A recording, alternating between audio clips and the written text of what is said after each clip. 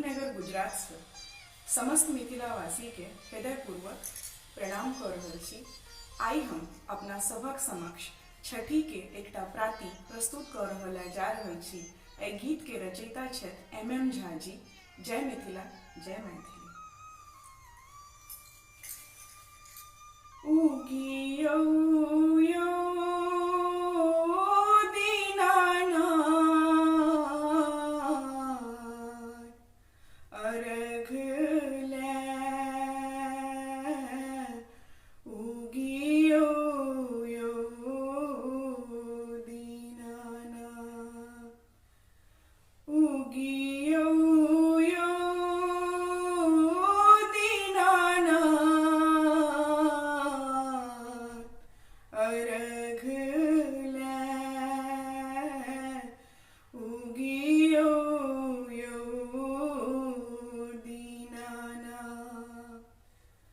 कथी केर घाट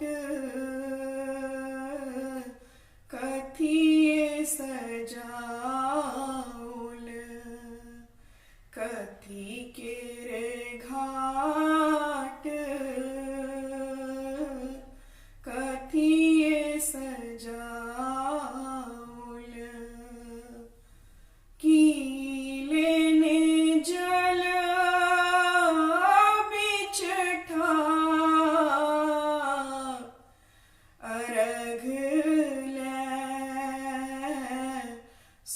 उगियो यो दीनानाथ, उगियो यो दीनानाथ,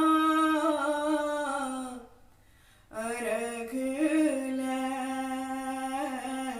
उगियो यो दीनानाथ। पोखरी घाट निपिए सजाओल, पोखरी घाट निपिए सजाओल।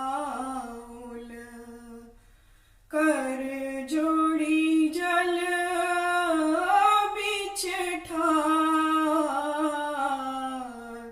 अर्घ ले उगियो यो दीनानाथ, उगियो यो दीनानाथ,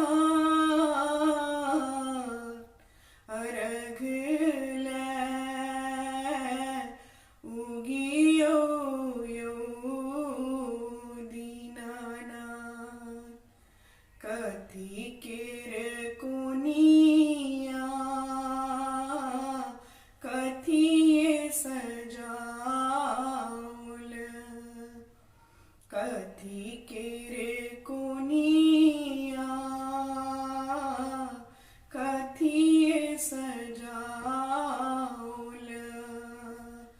कथी लेने जल बिच ठार, अर्घ ले उगियो यो दीनानाथ, उगियो यो दीनानाथ, अर्घ ले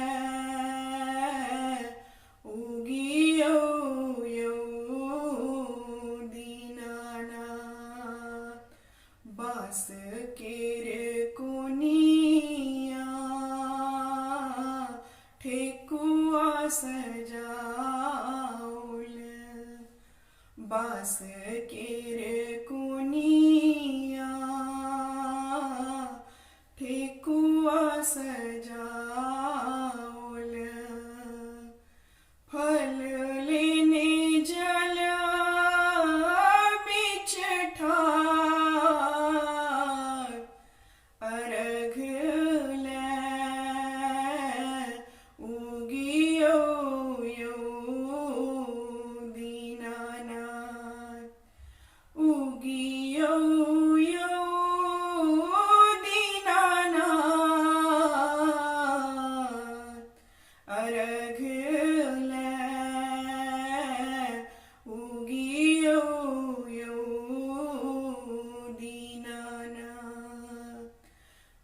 कथी केर